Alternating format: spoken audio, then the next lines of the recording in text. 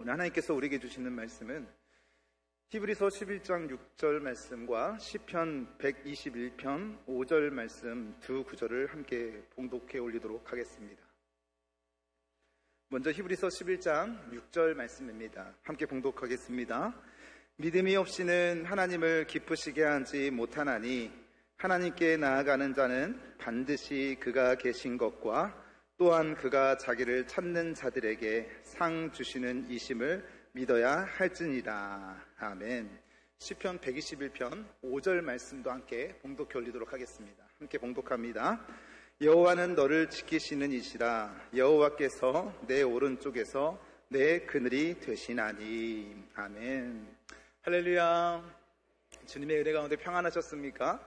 오늘 오후 예배는 보호하시는 하나님을 믿습니다 라는 제목을 가지고 하나님 말씀 함께 나누도록 하겠습니다. 여러분, 누군가 여러분에게 당신이 믿는 하나님이 어떤 분이십니까? 라고 질문을 한다면 우리가 대부분 애매모호하게 대답할 때가 참 많이 있습니다. 그래서 우리는 하나님이 그리스도인으로서 어떤 분이신지를 명확하게 알고 또 명확하게 답변할 수 있어야 합니다.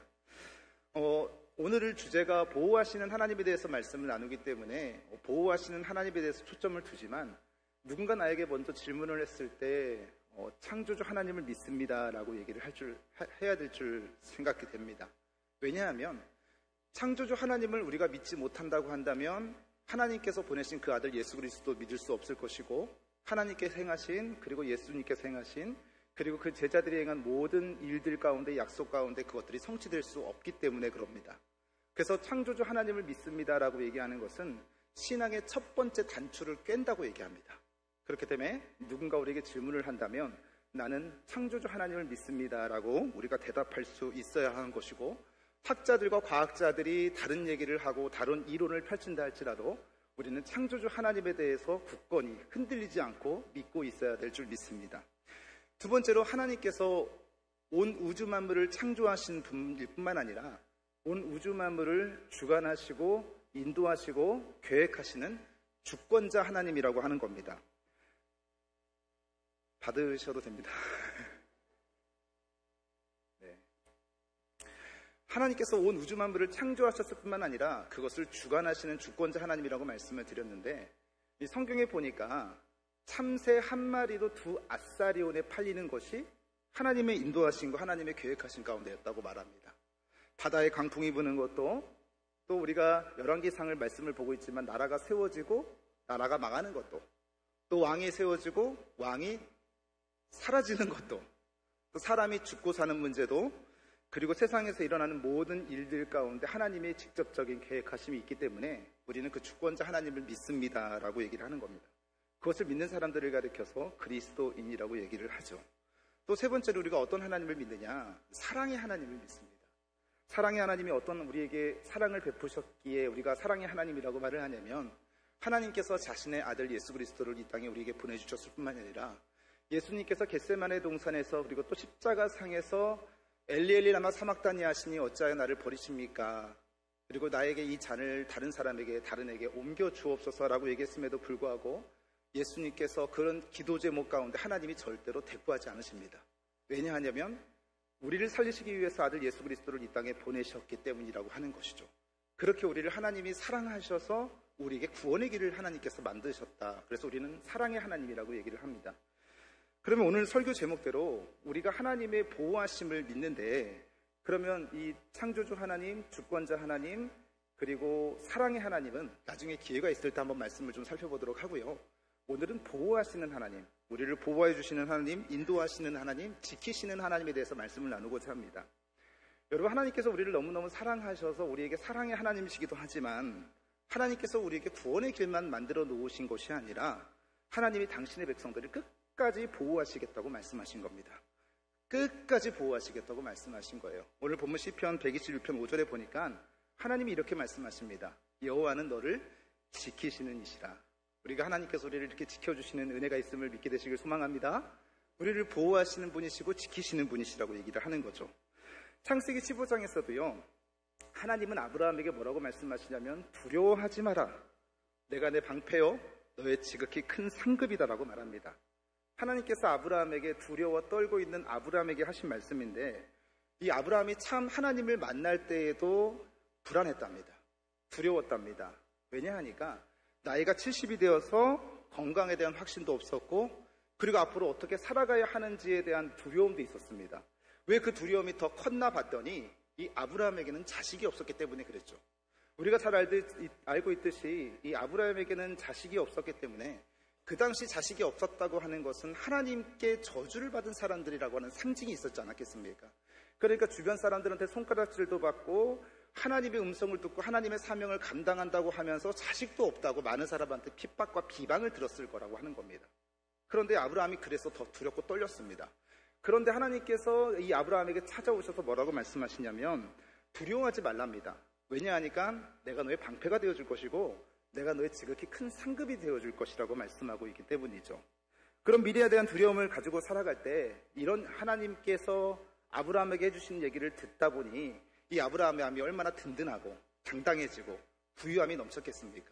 이 방패라고 하는 것은요, 모든 것을 다 막을 수 있는 도구가 아닙니까? 여러 가지 모든 것들에 대한 공격과 사람들의 비방이라든지 어떤 상황과 환경 가운데서도 우리를 능히 붙들어 주시고 보호하시는 하나님이신 줄 믿습니다. 우리가 지금 참 무서운 시대를 살아가고 있습니다. 우리 주변에서 공격하는 것들이 너무나 많이 있는데 사람들이 우리를 조롱하기도 하고 욕을 하기도 하고 심지어 이 시대는 죄가 없음에도 죄인으로 몰고 갈 수 있는 시대입니다. 또 우리가 억울하게 만들기도 하고 정치적인 문제와 경제적인 문제들로 인해서 우리가 수없이 많은 공격들을 받으며 살아가고 있기 때문에 이 세상을 살아가는 것이 너무나 두렵고 무섭고 떨리는데, 그래서 우리는 하나님의 이런 아브라함에게 말씀하신 도우심이 필요한 겁니다.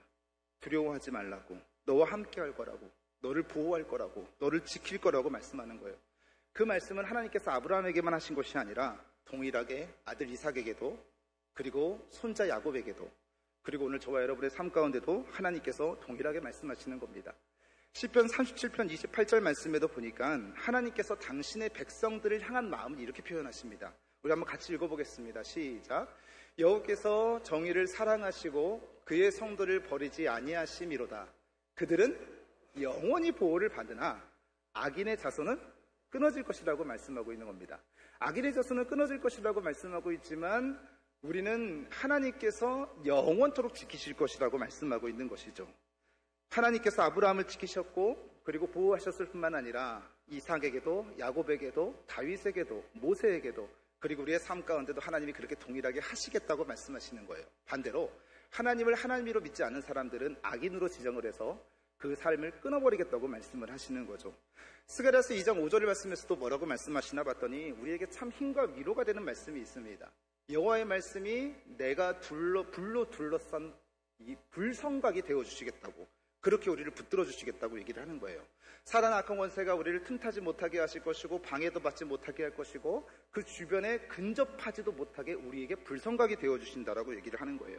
여기서 공격하고 저기서 공격하고 여기서 괴롭힌다 할지라도 모든 공격을 차단시킨다고 하시는 하나님의 말씀이 우리에게 들려지니 우리가 어찌 하나님 앞에 감사하지 않을 수가 있고 하나님께 영광을 돌리지 않을 수가 없냐라고 하는 거죠. 사단의 공격이 참 무섭지 않습니까? 오죽했으면 베드로가 이렇게 말합니까? 베드로전서 5장 8절에서 이렇게 말씀하시죠. 근신하라 깨어라 너희 대적마귀가 우는 사자같이 두루다니며 삼킬 자를 찾는답니다. 무슨 강아지가 멍멍멍멍 짖는 것도 아니고요, 고양이가 야옹하고 우리를 겁박하는 것도 아니고요, 사자인데 그냥 사자가 아니라 밥을 주지 않는 굶주린 사자입니다. 그러니까 그 사자들이 사람이 내가 밥을 주건 그게 무슨 상관이 있겠습니까? 내가 배고파 죽겠는데 그냥 보이기만 하면 우리를 굶주린 사자처럼 삼킬 자를 두루 찾는다고 얘기를 하는데, 이 말은 무슨 말이냐면요, 우리가 그런 사단의 존재를 이길 수 없는 것이 존재라고 얘기를 하고 있는 겁니다. 사단은 우리가 싸워서 이길 수 있는 존재가 아니라고 하는 거죠. 이것을 우리가 사단의 공격이 어떤 공격인지 몰라서 지는 것도 아니고 몰라서 이기지 못하는 것도 아니고 몰라서 대책을 세우지 못하는 것도 아닌데 알고 있음에도 불구하고 우리는 그냥 당할 수밖에 없는 존재라고 하는 거예요. 공중것에 잡은 자들이, 그리고 사단의 악한 권세가 이미 우리의 세상의 영역을 붙잡고 있기 때문에 우리는 그 사단의 공격이 어떤 공격인지 알고 있음에도 불구하고 우리는 연약하고 넘어질 수밖에 없는 존재라고 하는 거예요. 그런데 그런 존재들 가운데, 연약한 존재 가운데 우리에게 뭐라고 하나님이 말씀하시나 봤더니 하나님이 당신의 백성들을 향해서 너희들이 아무것도 할 수 없는 연약한 존재이지만 내가 너의 방패가 될 것이고 내가 너를 보호하고 너를 지킬 것이다. 그래서 우리는 보호하시는 하나님을 반드시 마음 가운데 믿고 신뢰하며 누가 주변에서 어떤 얘기를 한다 할지라도 하나님이 나를 보호하신다라고 하는 이 당당함과 이 믿음과 하는 이런 신뢰가 저와 여러분 가운데 온전히 자리 잡게 되시길 주님의 이름으로 축원합니다. 자, 그렇다면 하나님께서 우리를 어떻게 보호하시는가 봤더니 첫째로는요, 하나님이 천사를 통해서 우리를 보호하신답니다. 천사를 통해서 보호하신답니다. 자, 히브리서 1장 14절 말씀에 보면 이 천사에 관련된 기록된 말씀이 있는데 한번 같이 읽겠습니다. 시작. 모든 천사들은 섬기는 영으로서 구원받을 상속자들을 위하여 섬기라고 보내심이 아니냐. 여러분, 이 구절은 굉장히 중요한 구절인 줄 믿습니다. 성경은 구체적으로 우리를 보호하시기 위해서 보낸 파수꾼이 있다고 하는데요. 다시요. 파수꾼이 있답니다. 그 파수꾼이 누구냐 봤더니 천사라고 하는 거예요. 이 천사는요, 참 신기하게도 하나님을 안 믿는 사람도 천사가 내 주변에 함께하기를 원합니다. 하나님을 믿는 사람도 천사가 있다는 것을 믿고요. 그런데 이 천사라고 하는 얘기가 어떤 설화라든지 어떤 이야기라든지 어떤 동화 속에 나오는 이야기가 아니라 하나님께서 당신의 피조물들을 지키시기 위하여, 보호하시기 위하여 하나님께서 우리의 삶 가운데 보내셨다라고 얘기를 하는 겁니다. 자, 그런데 히브리서 1장 14절에 보니까 이 천사의 역할과 목적이 기록되어 있습니다. 다시 한번 좀 보여주시겠습니까? 구원받을 상속자들을 위하여 섬기라고 보내셨대요. 그 구원받을 상속자들은 누구를 말하는 겁니까? 저와 여러분을 말하는 겁니다. 예수님을 주야 그리스도로 영접한 사람들, 하나님을 하나님이라고 믿는 사람들, 앞에서 말씀드렸던 것처럼 하나님이 창조주 하나님 되시고 주권자 하나님 되시고 사랑의 하나님 되시고 그리고 우리를 보호하시고 인도하시고 지키시는 하나님이라는 것을 믿을 때 그런 구원의 상속을 받은 우리들을 위해서 하나님께서 우리를 지키라고 천사를 보내주셨다고 얘기를 하는 겁니다. 성경에 보면 이 천사들이 역할이 이 기록되어져 있는 하나님의 백성들이 보호를 받은 이야기가 기록되어 있는데 이스라엘 백성들이 출애굽을 합니다. 출애굽을 하는데 이 가나안 땅을 향해 갈 때 이 첫 출발부터 문제가 생기죠. 환경적인 문제가 생기고 또 사람으로 인한 문제가 생깁니다. 환경적인 문제는 뭡니까? 이스라엘 백성들이 가나안 땅에 나가자마자 앞에 뭐가 가로막고 있었어요? 홍해가 가로막고 있는 환경적인 요인에서 부딪히는 겁니다. 그리고 나서 엎친 데 덮친 격으로 뒤를 돌아봤더니 이 사람으로 인한 힘듦, 바로의 군대가 쳐들어오고 있는 상황이에요. 쫓아오고 있는 상황이에요. 이스라엘 백성들을 죽이려고 하는 그런 상황 가운데 있는데 엎치락 뒤치락 이런 상황 가운데 하나님께서 어떻게 역사하시나 봤더니요, 하나님이 천사를 보내셔서 이스라엘 백성들을 지키시더라고 얘기를 하는 거예요. 여러분, 이들이요 400년 동안 애굽에 종살이를 했습니다. 400년 동안 애굽에 종살이를 했으면요, 이들에게 가나안 땅으로 가는 지도가 있었겠습니까? 내비게이션이 있었겠습니까? 아니면 그 길을 알고 있던 사람이 있었겠습니까? 누가 이스라엘 백성들을 그 길로 인도했냐면 천사가 앞에서 그들을 인도하더라고 하는 겁니다. 자, 한번 볼까요? 출애굽기 14장 19절 20절 말씀입니다. 한번 같이 읽겠습니다. 시작. 이스라엘 진 앞에 가던 하나님의 사자 천사를 얘기합니다. 그들을 뒤로 옮겨가매 구름 기둥도 앞에서 그 뒤로 옮겨 애굽 진과 이스라엘 진 사이에 이르러 서니 저쪽에는 구름과 흑암이 있고 이쪽에는 밤이 밝음으로 밤새도록 저쪽이 이쪽에 가까이 못하였더라. 자, 이게 무슨 말이냐면요, 이스라엘 백성들이 출애굽을 할 때 앞에서 누가 인도했다는 걸 알았습니까? 천사가 이스라엘 백성들을 구름 기둥과 불 기둥으로 같이 끌고 갔다는 것을 알 수 있습니다. 여러분, 그런 생각 안 해보셨습니까? 홍해가 갈라졌는데요, 홍해가 갈라졌는데 그 갈라진 바다 가운데 걸어가면 땅이 질퍽질퍽하지 않았을까요? 그렇죠. 걸어가기가 쉽지가 않습니다. 그리고 이스라엘 백성들이 이때 인구가요 200만 명에서 300만 명으로 추산을 하고 있고요, 남녀노소와 400년 동안 거기서 살았기 때문에 그들이 거기서 생활했던 모든 짐들도 가져갔겠고, 그리고 어린아이들도 힘들지만은 병약한 노인들도 있었고 환자들도 있었다고 얘기를 하는 거예요. 그래서 꼭 이들이 어떻게 걸어갔냐라고 얘기를 하냐면 군뱅이가 걸어간 것 같이 천천히 갔다고 얘기를 하는 겁니다. 자, 그러면 이 길을 평탄하게 갈 수 있도록 앞에서 하나님의 천사가 끌고 가고, 그리고 구름기둥과 불기둥으로 그 길을 말려가면서 이스라엘 백성들이 잘 걸어갈 수 있도록 하는데, 근데 바로의 애굽의 군대는요 뭘 타고 지금 쫓아오고 있는 겁니까? 전차를 타고 쫓아오고 있는 상황입니다. 우리가 애니메이션에도 보지 않았습니까? 전차를 타고 쫓아오고 있는데 당연히 군뱅이처럼 기어가고 있는 이스라엘 백성들이 거기에서 당연히 쫓임을 당할 수밖에 없는 상황인 거죠. 자, 그런데 하나님이 참 대단하세요. 하나님이 그 천사를 어디로 옮기시냐면, 다시 한번 틀어주시겠습니까? 스크린을. 20절 말씀에 뭐라고 기록이 되어 있냐면 애굽진과 이스라엘 진 사이에 이르러 섰답니다. 19절 하반절에 보니까 이스라엘 진 앞에 가던 하나님의 사자가 그들의 뒤로 옮겨가며, 어디로 옮겨갔겠습니까? 이스라엘 백성들 맨 뒤로 간 거예요. 그리고 애굽진과 이스라엘 진 사이에 앞에서 인도하던 천사가 구름 기둥과 불 기둥이 함께 이스라엘 백성들 맨 뒤로 후미로 가서 앞에서 인도해 주시고 뒤에서 보호해 주시더라고 하는 거죠. 하나님께서 이렇게 오지 못하게 막아주셨다라고 얘기하는 겁니다. 여러분, 세상은요, 이 애굽의 군대처럼 참 빠릅니다. 강하고 교활하고, 그리고 우리는 아무것도 안 했는데도 하나님의 백성들을 미워합니다. 그러면 우리도 거기에 따라서 좀 민첩하게 움직였으면 좋겠는데, 우리 기독교인들은요, 군뱅이 같습니다. 단순하고요, 꾀를 부릴 줄 모르고요, 하나님 말씀에 그저 순종하며 살아가려고 노력하고요, 무직하고요, 성실합니다. 그게 우리 그리스도인들의 현 주소라고 하는 거예요. 말씀드린 것처럼 이런 공격이 오지 않을 것이라고 생각하고 있지도 않습니다. 이미 예측이 가능하고 이런 공격들이 우리의 삶 가운데 올 것이라는 것도 이미 알고 있음에도 불구하고 우리는 그것을 이길 수 있는 능력이 없다라고 얘기를 하는 거예요. 그리고 생각해 보십시오. 이스라엘 백성들이요, 300명도 아닙니다. 300만 명이었는데 그 중에 탁월한 사람 하나 없었겠습니까? 능력 있는 사람들이 없었겠습니까? 무기를 만드는 공격, 활을 잘 쏘는 사람, 무기를 만드는 사람, 뭔가 탁월한 능력이 있음에도 불구하고 그 연약한 백성들을 하나님께서 천사를 통해서 우리의 삶을 보호하신다라고 얘기를 하는 거예요. 오늘 저와 여러분의 삶 가운데도 한 주를 살아가는 이 순간 가운데서도 하나님의 천사가 저와 여러분을 붙들어주시고 도와주시고 보호하실 뿐만 아니라 앞에서 그 길을 인도하시는 하나님께서 보내주신 천사가 있음을 믿게 되시길 주님의 이름으로 축원합니다. 이 다니엘의 나이가 80이 되었습니다. 나이가 80이 되었을 때 이 다니엘이 총리로 있었던 바벨론이 멸망을 합니다. 바벨론 이후의 왕이 누구냐면 메데파사 해가지고 다리오 왕이 되는데, 이 다리오 왕이요, 이 다니엘에 대한 얘기를 유명세를 듣게 된 거예요. 그래서 당신이 바벨론을 잘 나라를 다스렸으니 이제 메데파사도 이제 나중에 페르시아가 되지 않습니까? 그 나라도 좀 총리로서 그 역할을 좀 감당해줬으면 좋겠다. 그리고 다니엘에게 찾아와서 얘기를 하는 겁니다. 근데 다니엘이 주변 사람들로부터 정직한 사람이라고 얘기를 하고 있고, 또 총리로서 나라를 잘 다스렸다라고 하는 칭찬도 있었고, 그리고 오래 경험과 지혜도 있었기 때문에 이 새로운 이 총리로서 다니엘을 세우고 싶은 마음이 강력했죠. 그런데 이것을 누가 반대합니까? 다리오 왕의 신하들이 반대하는 겁니다. 아무래도 이 신하들은요, 개국공신이지 않습니까?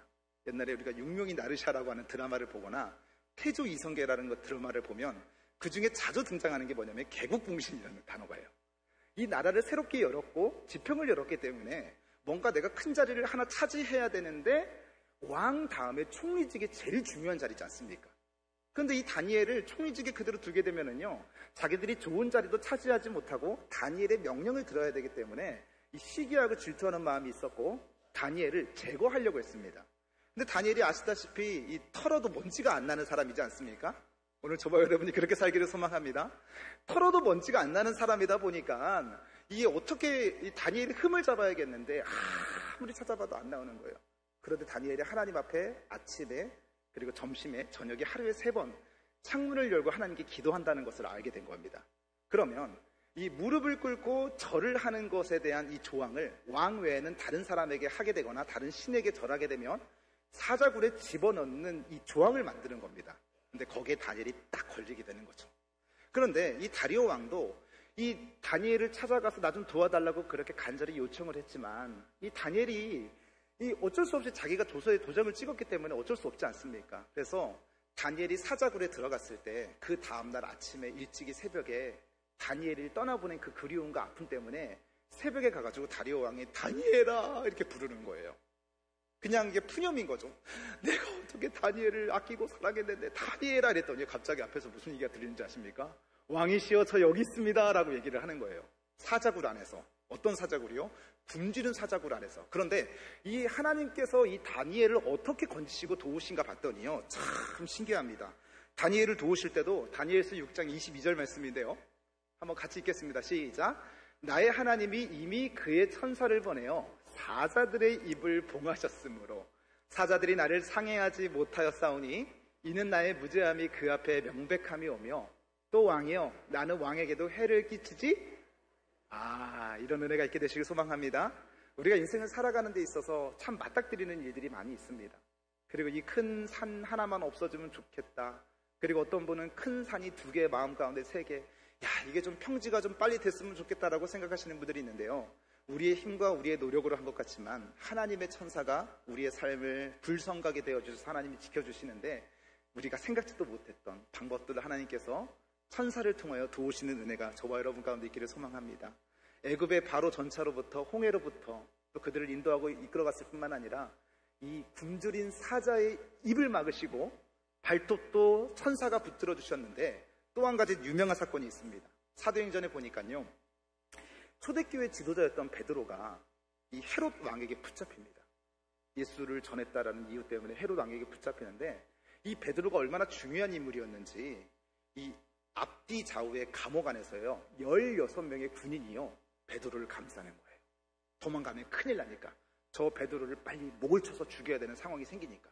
그래서 어떻게든 죽이려고 하는 상황 가운데 있는데 16명의 군인들이 포진하고 있는 거예요. 그런데 이 소식을 듣고 예루살렘 교회 성도님들이 기도하는 겁니다. 하나님, 우리 저 베드로 큰일 났습니다. 살려주십시오. 그렇게 했더니요, 이때 또 하나님께서 천사를 보내셔서 어떻게 역사를 하시나 봤더니 이 사도행전 12장 7절 8절 말씀입니다. 한번 같이 읽습니다. 이것도 시작. 호련히 주의 사자가 나타나매 옥중에 광채가 빛나며 또 베드로의 옆구리를 쳐 깨워 이르되 급히 일어나라 하니 쇠사슬이 그 손에서 벗어지더라.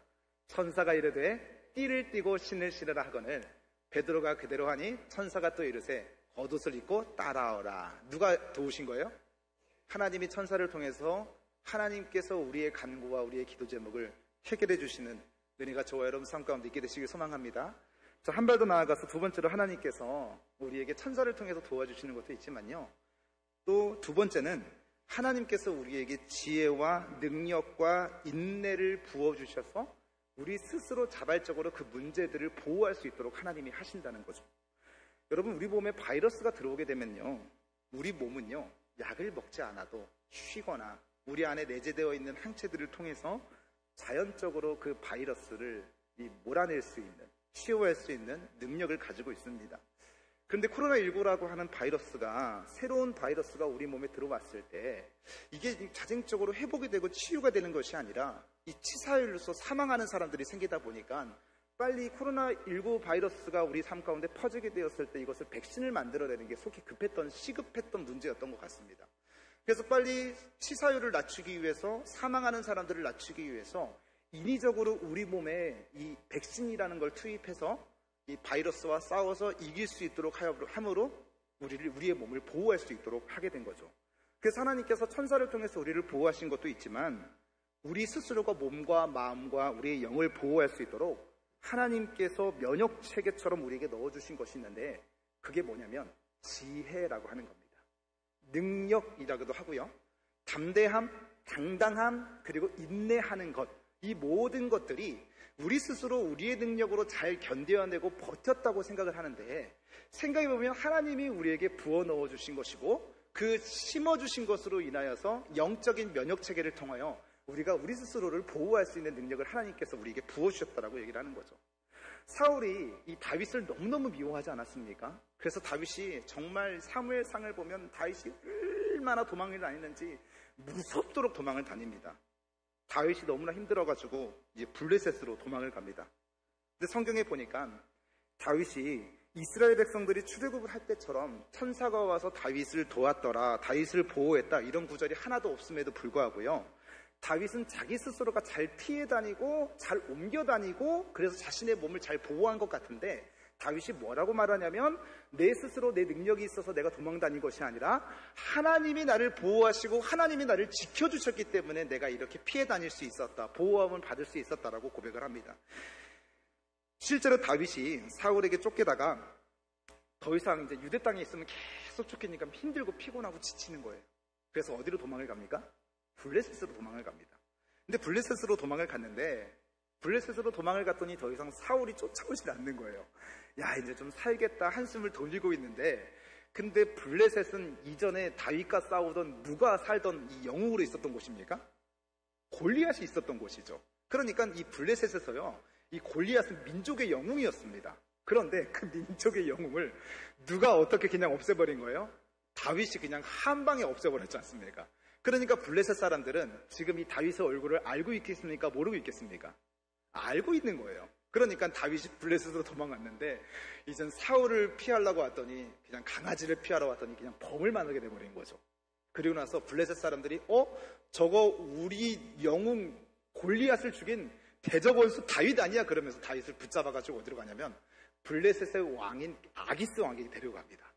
아기스 왕에게 가가지고 이 대신들이, 왕이시여, 우리 대적 원수 다윗이 여기 있습니다.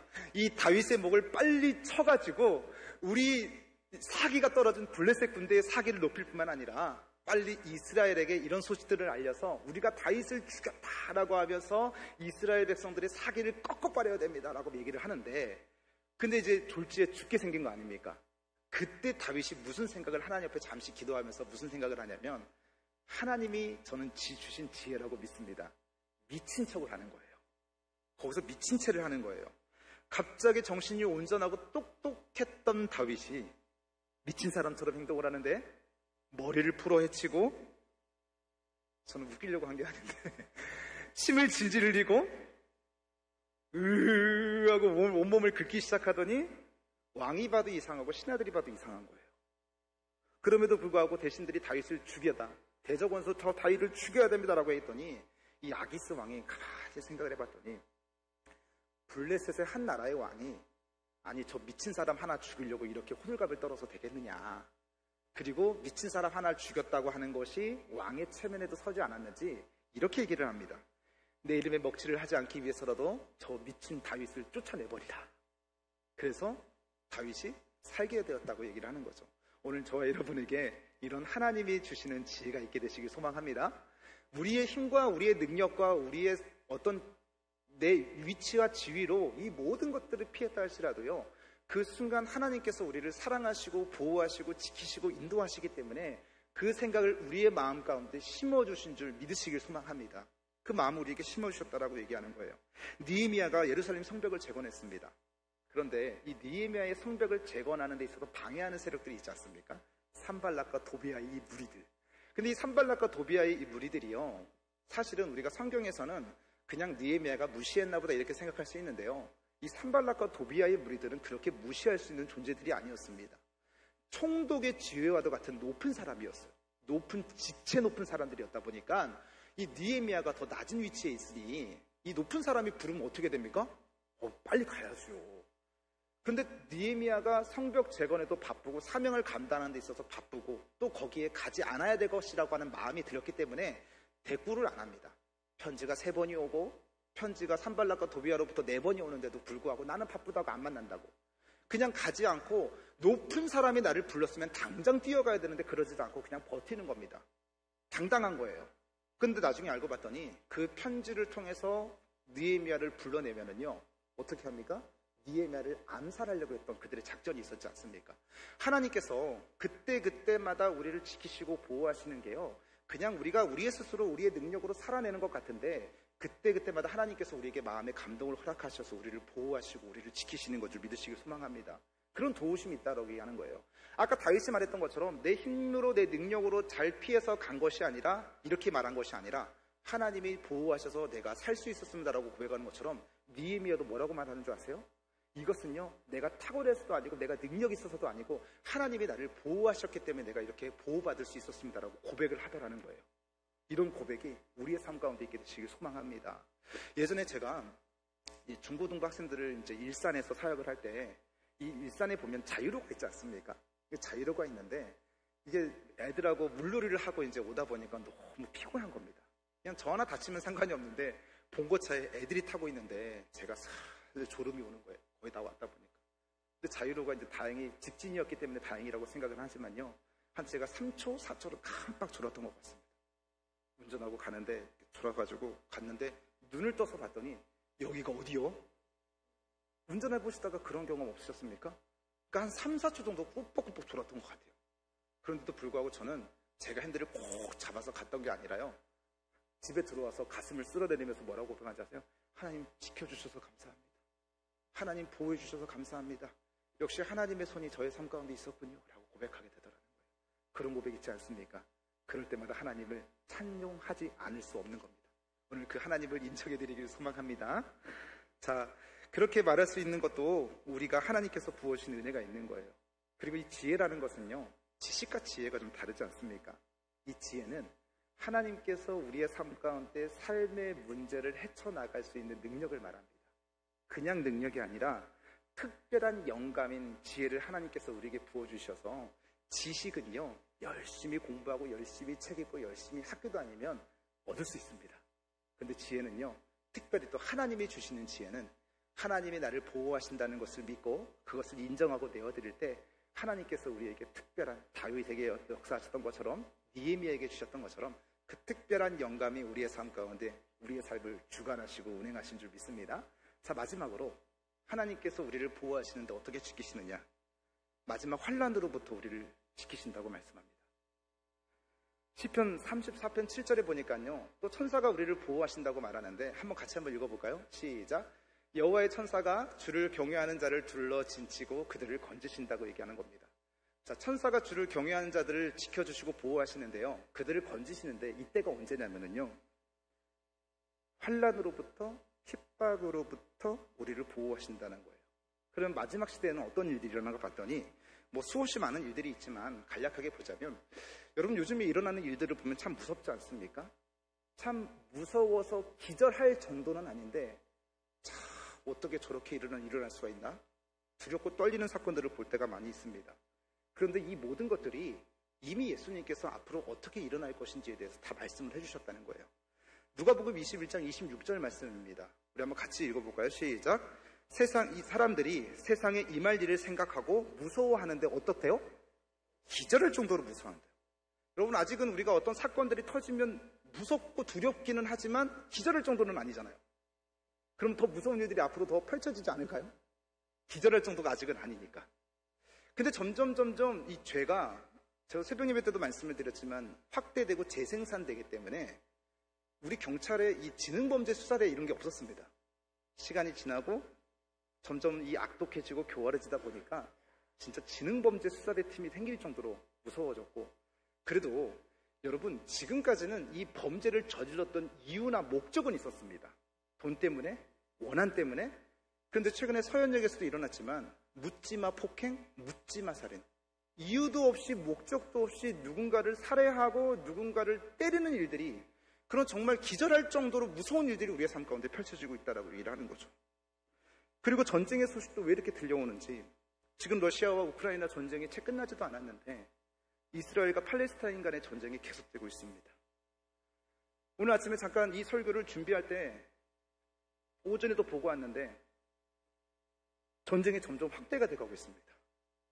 미국과 이란은 확대된 것은 이미 다 알고 있고, 시리아와 레바논까지, 그리고 심지어 미국에서도 지금 팔레스타인을 더 이상 억압하지 말라고 지지하는 운동들이 퍼져가고 있어서 지금 이게 기독교와 유대교와 이슬람교의 전쟁으로 번져나가고 있습니다.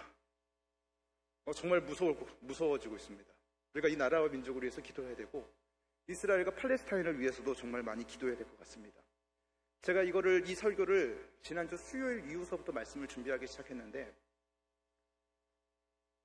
이 말씀을 계속 읽고 묵상하고 그러다 보니까 인원수가 자꾸 바뀔 거 아닙니까? 1,500명부터 시작을 했는데 1,800명이 되고, 사망자가 2,000명이 넘어서고 2,100명이 넘어서고 2,500명이 넘어서고 2,700명이 넘어서고 오늘 아침에 3,000명이 넘어섰다는 보도를 어제 들었습니다. 지금도 이 순간에도 많은 사람들이 죽어가고 있고요, 어린아이들이 참수를 당하고 있습니다. 민간인들에게 수류탄을 던져서 모든 사람들이 한 방에 죽어가고 있습니다. 나라와 민족을 위해서, 또 그 나라를 위해서 기도해 주시길 소망하면서 더 이상 전쟁이 확산되지 않도록 여러분 기도해 주시기를 소망합니다. 우리의 증보기도가 역사하는 데 힘이 있고, 우리의 기도가 천사들이 금쟁반에서 들고 우리의 기도를 가지고 하나님 앞에 향기도 올려드린다고 말씀하고 있는데 기도의 능력이 있는 줄 믿습니다. 경제적으로도 무너지고 있습니다.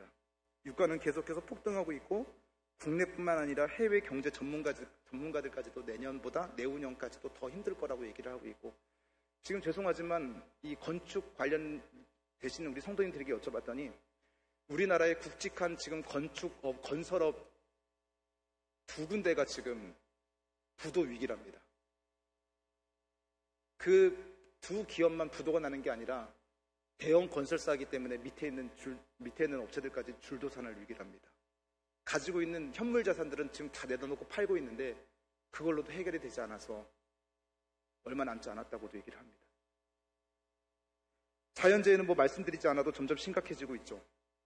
전 세계적으로 눈을 한 번도 경험하지 못했던 브라질에서 눈이 내리고 있습니다.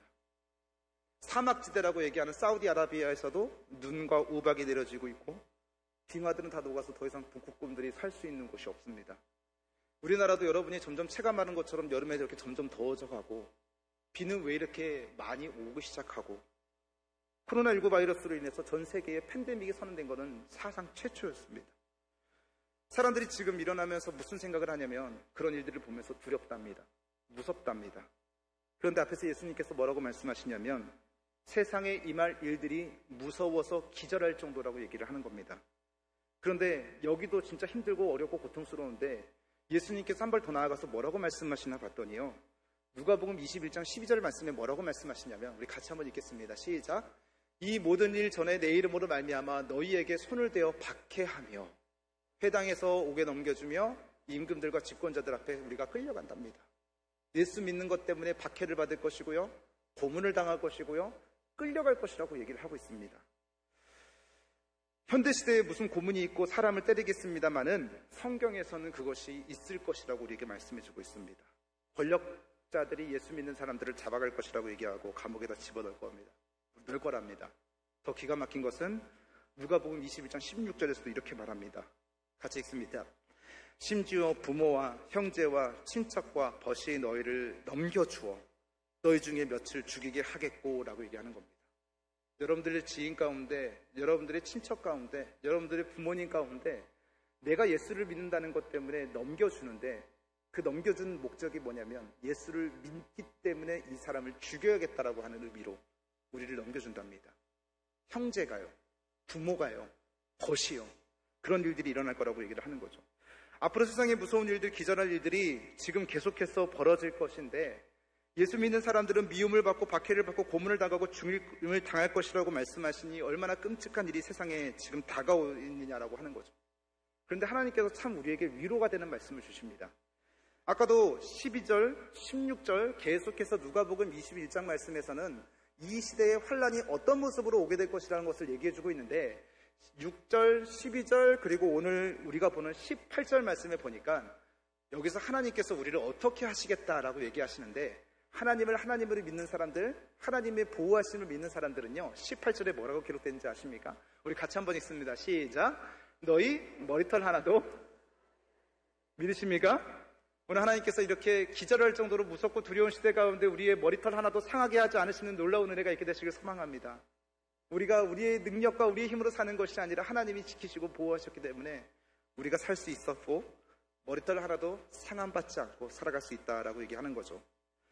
믿음 없는 사람들은요 앞에 있는 것만 주목을 합니다. 6절 12절 미움을 받을 것이고 박해를 받을 것이고 고통을 받을 것이고 죽을 것이고 친척이 너를 넘겨줄 것이고 여기에만 초점을 두고 있지만은 하나님이 우리를 보호하신다라는 것을 믿는 사람은요 그 앞에 초점을 두는 것이 아니라 그 뒤에 나오는 18절에 초점을 두는 거예요. 머리털 하나도 상함받지 않을 것이다.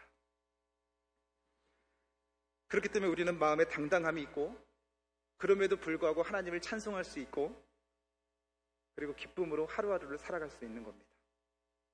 하나님이 나를 보호하시는 것을 믿는 사람은요 이 땅에서 무서운 일들이 그리고 기절할 만한 일들이 일어나지만 하나님이 나를 보호하실 것을 믿기 때문에 나를 머리털까지도 하나도 상하지 않게 하시겠다고 말씀하셨기 때문에 우리는 그것을 믿는데 그러면 우리를 어떻게 머리털 하나도 상하지 않게 하시느냐. 마태복음 24장 40절 41절 말씀에 보니까 하나님께서 우리를요 공중으로 들림받게 하신답니다. 어떤 피해도 받지 않게 하시고 정말 말 그대로 머리털 하나도 상함받지 않게 하신다는 겁니다. 오늘 저와 여러분이 다 들림받게 되시길 소망합니다. 자, 그러면 우리의 믿음을 고백하면서 함께 같이 한번 읽습니다. 시작. 그때에 두 사람이 밭에 있음에 데려가고 한 사람은 버려둠을 당할 것이요, 두 여자가 맷돌질을 하고 있음에 한 사람은 데려가고 한 사람은 버려둠을 당할 것이다. 하나님을 온전히 믿지 않은 사람들은 아이고 나는 어떻게 할 건가, 앞으로 환난이 가득한다고 하고 염려와 근심과 기절할 것 같은 두려움이 있지만, 하나님을 믿는 사람들은요, 나를 하나도 머리털을 상하게 하지 않을 것이고 어디를 바라보는 거예요? 하늘을 바라보는 거예요. 주님 오실 날을 기다리는 거예요. 내가 이 땅에 앞으로 기절할 만한 무서운 일들이 일어나지만 하나님이 나를 상하게 하지 않으시고 보호하시겠다라는 것을 나는 믿기 때문에 하나님 나를 불러갈 것이다 라고 하는 믿음을 가지고 살아가는 사람, 그런 기대가, 그런 소망이 우리에게 있기 때문에 우리는 그럼에도 불구하고 끝까지 믿음을 지키며 살아갈 수 있는 겁니다. 설교를 정리해야 합니다. 우리는 하나님을 믿습니다. 어떤 하나님을 믿느냐? 하나님의 천사가 나를 통해서 도와주시고 보호하시고 인도하시는 그 하나님을 믿고요, 그리고 우리에게 지혜와 능력과 용기와 당당함과 그리고 기쁨을 주셔서 우리의 삶 가운데 그런 어려움들을 피할 수 있도록 하시고요, 그리고 마지막 때에 하나님께서 우리를 머리털 하나도 상하게 하지 않으실 것이라고 하는 하나님의 그 도우심을 따라서 우리는 그것을 믿기에 더욱더 당당함 가지고 이 세상을 살아갈 수 있는 겁니다. 여러분, 한 주간 동안 살아가시면서 이 하나님의 보호하심과 이 도우심이 저와 여러분 삶 가운데 온전하게, 또 잔잔하게, 또 역동적으로 스며드시는 은혜가 있게 되시길 주님의 이름으로 축원합니다. 시편 121편 1절에서 8절 말씀이 있고 설교를 마치겠습니다. 한 시인이 험난한 인생을 살아가면서 이렇게 고백했답니다. 같이 읽습니다. 시작. 내가 산을 향하여 눈을 들리라. 나의 도움이 어디서 올까? 나의 도움은 천지를 지으신 여호와에게서로다. 여호와께서 너를 실족하지 아니하게 하시며 너를 지키시는 이가 졸지 아니하시리로다. 이스라엘을 지키시는 이는 졸지도 아니하시고 주무시지도 아니하시리로다. 여호와는 너를 지키시는 이시라. 여호와께서 내 오른쪽에서 내 그늘이 되시나니 낮의 해가 너를 상하게 하지 아니하며 밤의 달도 너를 해치지 아니하리로다. 여호와께서 너를 지켜 모든 환난을 면하게 하시며 또 내 영혼을 지키시리로다. 여호와께서 너희 출입을 지금부터 영원까지 지키시리로다. 아멘.